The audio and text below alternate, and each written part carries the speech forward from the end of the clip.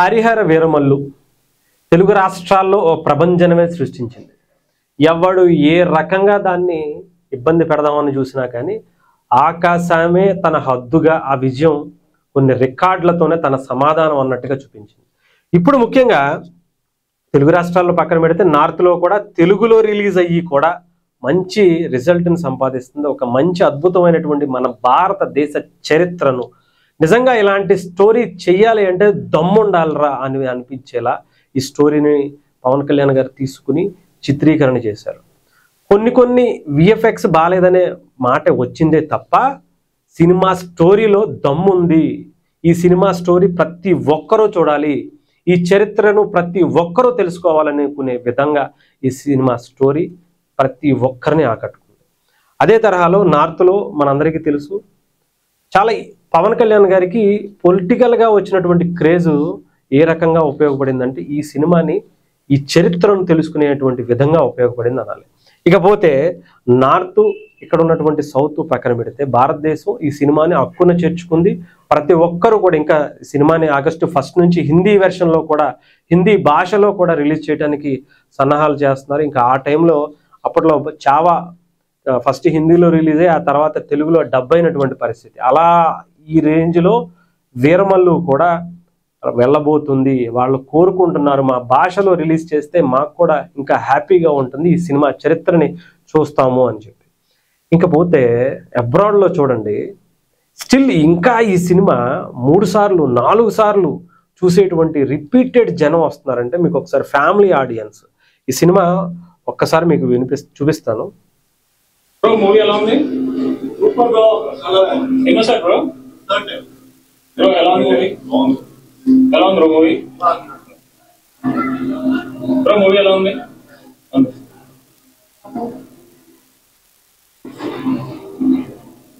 Bro movie ఎలా ఉంది?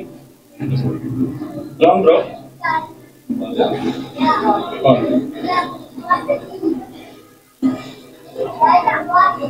ఎలా ఉంది బ్రో మూవీ? ఎలా ఉంది మూవీ? ఎలా ఉంది మూవీ? ఎలా ఉంది మూవీ?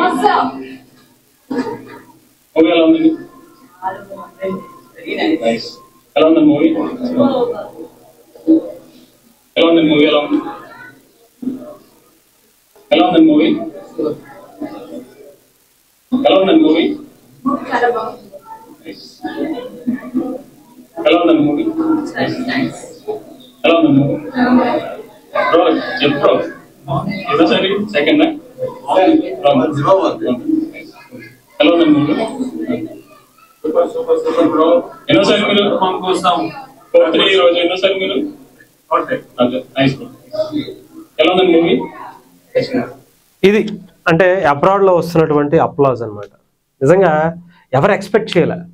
ఏంటి కొంతమంది ఇలా నెగిటివ్గా చెప్పారు కదా, ఎవరన్నా 4th డే అట మీరు చూసారుగా, రిపీటెడ్గా ఆడియన్స్ వస్తున్నారు. 4th time 5th time 3rd time family audience వస్తున్నారంటే మీరు ఆలోచించండి.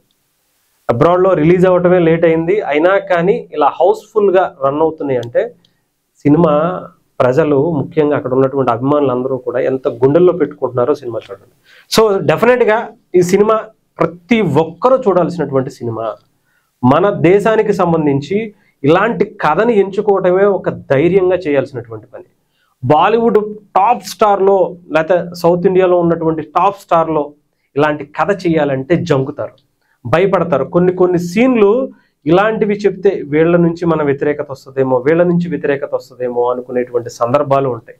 కానీ పవన్ కళ్యాణ్ గారు రాజకీయాల్లో ఉండి కూడా నాకు వాళ్ళ ఓట్లు పోతాయేమో అని ఆలోచించుకోకుండా ఎవరిని తగ్గించలా, ఎవరిని కించపరచలా. ఒక వ్యక్తి తాలూకా తన అహం ఏదైతే అంటే అంతా నా వాళ్ళే ఉండాలి, అంతా నేనే ఉండాలి, అంతా నేను ఒక్కడే అని తన కుటుంబాన్ని సైతం తను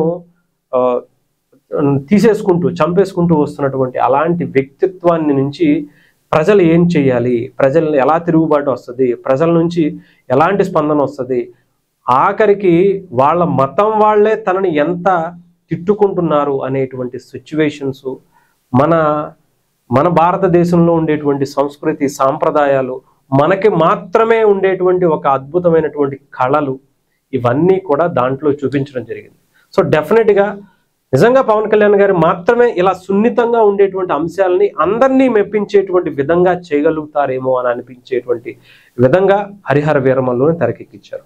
సో డెఫినెట్గా ఈ సినిమా మంచి కలెక్షన్స్ ఎలా ఉంటాయి అనేది ఇప్పటికే మనకి రికార్డుల ద్వారా తెలుస్తుంది. కానీ అవి పక్కన పెడితే ప్రతి ఒక్కల మనసులో కూడా నిజంగా ఒక అద్భుతమైనటువంటి స్టోరీని మనకు అందించారు, ఎంత ధైర్యంగా చేయటం అనేది అంత ఈజీ కాదు అనుకునేటువంటి సందర్భాలు ప్రతి ఒక్కళ్ళలో ఉంటుంది. ప్రతి ఒక్కరు సినిమా చూసినటువంటి ప్రతి ఒక్కరూ కూడా ఇదే మాట మాట్లాడుతున్నారంటే సినిమాని డెఫినెట్గా ఇలాంటి సినిమాని కాపాడుకోవటం అంటే మనల్ని మనం కాపాడుకున్నట్టే.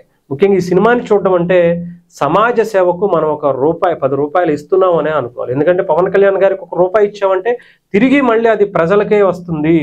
ఆయన దగ్గరికి రెమ్యునేషన్ రూపంలోనూ ఇంకొక రూపంలోనూ వెళితే అది ఎంతో మందికి ఉపయోగపడుతుంది. ఎన్నో సేవా కార్యక్రమాలకు పవన్ కళ్యాణ్ గారు ఆయన పార్టీ ద్వారా ఆయన ద్వారా అనేక అద్భుతమైనటువంటి కార్యక్రమాలకు ఎన్నో కుటుంబాలు నిలబెట్టడం కోసం ఆయన ఇచ్చేటువంటి కార్యక్రమంగానే మనం చూడాలి.